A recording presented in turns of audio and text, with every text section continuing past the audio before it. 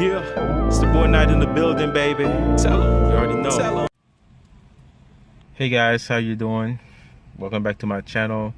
I'm gonna show you a quick tutorial how to reset your maintenance required light on the 2018 Toyota Corolla. Hope you enjoy it. Hope it helps. A little bit. Perfect.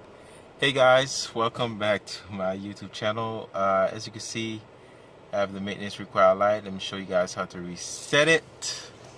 Basically, I think you're supposed to put it in trip. Yeah, it's trip A. You turn the car off, basically. Hold down the button right here.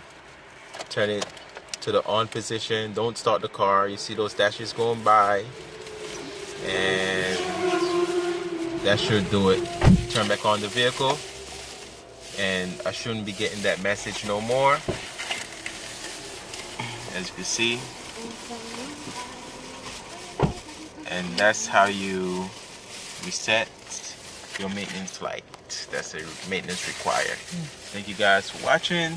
Please like, subscribe, share this out, help anybody who need help with it. Peace out and bye bye. Take care.